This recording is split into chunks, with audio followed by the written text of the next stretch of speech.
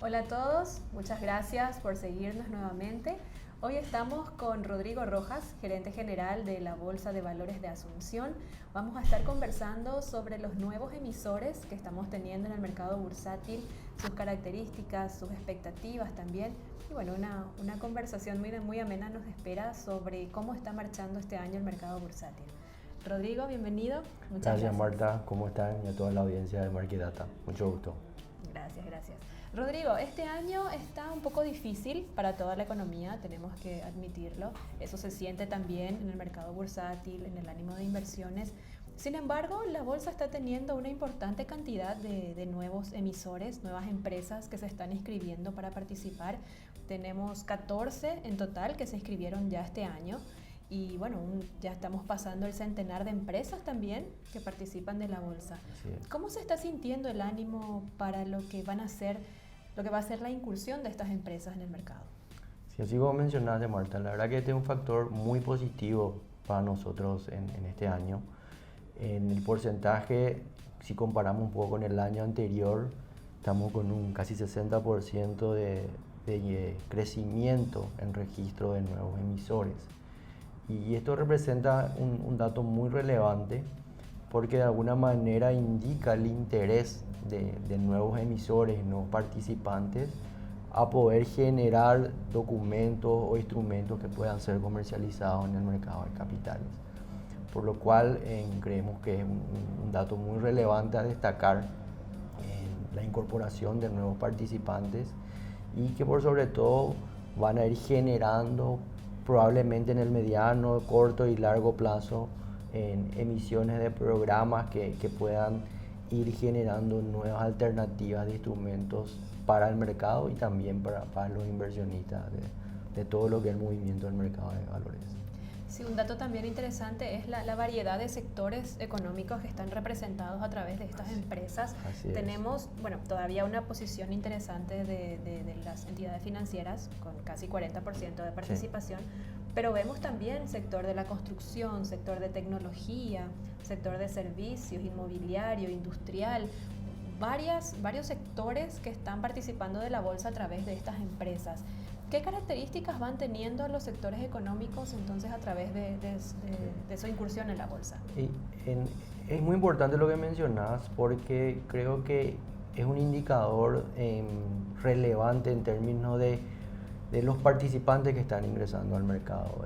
Si bien la mayor participación en cuanto a proporción la tiene el sector financiero o entidades vinculadas al sector financiero, es destacar que en los últimos meses se han incorporado empresas de otros rubros, empresas del sector inmobiliario, del sector comercial, del sector industrial también, y esto asociado a diferentes objetivos de obtención de financiamiento en el mercado de valores, tanto en lo que representaría emisión de bonos, así como podrían ser también emisiones de acciones, ¿verdad? Porque ese es un punto también importante, que una empresa cuando se registra para poder emitir en bolsa tiene siempre las opciones de ir evaluando el mecanismo de obtener financiamiento, ya sea a través de la obtención de deuda con un mecanismo, un programa de emisión de bonos, o también la apertura del capital de la sociedad, en este caso las empresas, a través de diferentes esquemas de emisiones, tanto podrían ser acciones preferidas, acciones ordinarias, que representa una opción de la apertura del capital de las empresas. Si bien ese porcentaje todavía es menor si lo comparamos con las emisiones de bonos, yo creo que es importante que el registro es el primer paso para que estas empresas comiencen a tener estas alternativas hoy que nosotros mencionamos siempre, que es complementaria a lo mejor a la que hoy ya tienen operando con otros sectores como el sector financiero.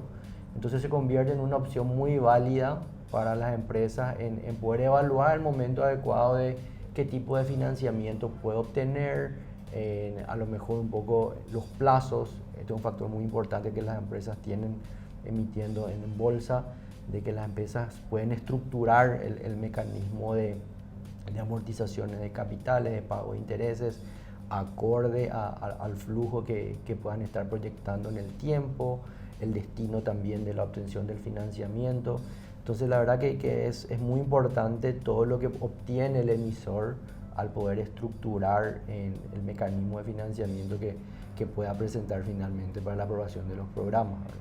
Entonces es positivo la incorporación de nuevos participantes, así como también la diversificación de participantes de diferentes rubros, ¿verdad? Y no solamente para el lado del emisor, sino también para el lado de los inversionistas, donde los inversionistas pasan a tener también opciones de inversión de entidades de diferentes rubros, ¿verdad? Lo cual representa también un mecanismo de diversificación de las inversiones por el lado del inversionista. Y también, ya que estuviste hablando de los instrumentos, vemos que bueno, con la pandemia se tuvo un fortalecimiento del reporto como un instrumento para obtener liquidez. Ahora se están posicionando los fondos de inversión, también estuvimos viendo cómo está creciendo este mercado de manera muy interesante. Y bueno, ¿y qué se viene para más adelante? Vemos una preparación a partir de esa inscripción de empresas emisoras para lo que podría ser un nuevo récord para más adelante. ¿Qué se espera en ese sentido en cuanto a instrumentos de inversión? En cuanto a, bueno, ya que mencionaste el tema de los fondos, la verdad que este año también fue un año muy interesante y año récord también de inscripción de fondos de inversión. Hemos recibido solicitudes de casi 10 fondos en lo que va del año de nuevos fondos de inversión. Acá es importante también destacar que, bueno, que se han incorporado nuevos participantes, en el caso de administradoras de fondos que van generando ahora un nuevo rol dentro de lo que es el mercado de capitales. Estas administradoras son las que se encargan de estructurar todo lo que implica la administración de los fondos y también generar los diferentes tipos de fondos. Y acá es muy importante destacar que la creación de fondos también va diversificando también el objetivo de inversión. Hoy día tenemos fondos relacionados a ganadería, fondos relacionados al sector también forestal, también toda la parte de bienes de consumo, vinculados a cartera, también fondos que tienen objetivos de desarrollo industrial, etcétera, lo cual permite también, así como mencioné anteriormente, poder presentar al mercado de capitales una opción muy variada de inversiones también de lo que implica el fondo de inversión, ¿verdad? A diferencia un poco de ya poder invertir en fondo de inversión, a diferencia de los bonos, es que los plazos tienen que ver ya con plazos más extensos, implica una rentabilidad que se va a ir generando a medida de que se van obteniendo los rendimientos vinculados al objetivo del fondo. Y esto permite también generar un mecanismo de rendimiento constante para el inversionista, dependiendo un poco del periodo del fondo en el cual decida el inversionista invertir, ¿verdad? Entonces, hoy creo que es muy variada en la oferta de opciones en los fondos de inversión, que también pasó a representar un instrumento muy importante dentro del mercado de capitales, ¿verdad? En cuanto a las opciones de las empresas, como mencioné, están los bonos, están las acciones, que también en muchos de los casos forman parte de los instrumentos que son parte de las inversiones de los fondos, ¿verdad? Entonces, como es un entorno que se va retroalimentando también, porque los fondos también van adquiriendo en muchos de los casos parte de esas inversiones que se van captando a poder adquirir también instrumentos que son comercializados en la bolsa, ¿verdad? Y esta diversificación en instrumentos y en sectores también podría generar como alternativas de estructuración a medida para las empresas, para lo que vayan necesitando, porque estuvimos viendo por un lado los fondos de inversión salen a largos plazos, sí, plazos más extensos, pero también vemos emisiones de bonos a plazos cortitos, de un año, correcto, 2, 3. Entonces vemos como que ya está viendo para sí, cada necesidad un instrumento. ¿Es así, correcto, Rodrigo?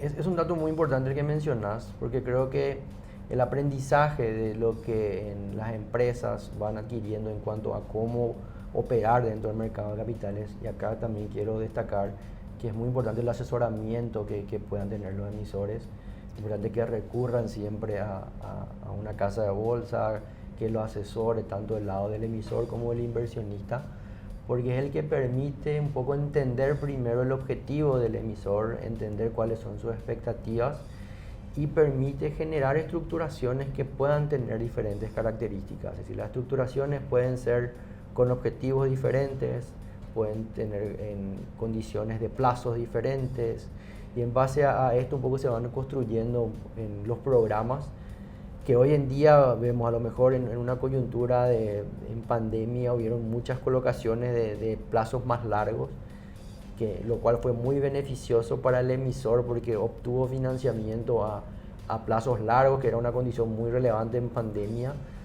y también con tasas que fueron muy beneficiosas, ¿verdad? Considerando que la tasa de referencia estaba muy baja, lo cual permitía que el financiamiento que puedan obtener los emisores pueda ser una tasa muy competitiva. Esa coyuntura un poco cambió hoy. Un poco este año vimos una condición un poco opuesta a la que vimos en años anteriores, donde las emisiones sí tuvieron que ajustarse a tasas diferentes y tasas más elevadas, que generó un factor conveniente para el inversionista, ¿verdad? A lo mejor no tan conveniente para el emisor, pero sí también representó para el emisor una opción de financiamiento donde pudo generar de igual forma un mecanismo de obtención de recursos, pero en plazos más cortos. Entonces, las emisiones que por lo general tienen un plazo entre 6, 8 años, en algunos casos van hasta 10, en estos últimos meses o en lo que fue el año, se destacaron también por emisiones más cortas, no sé, emisiones de 2 años, de 3 años, 5 años, y acá depende mucho de vuelta la estructuración de cómo es planteada, ¿verdad? O cómo es analizada en acompañamiento de la casa de bolsa con el emisor, en entender el objetivo, la expectativa también de tasas que pueda tener el emisor, y también el plazo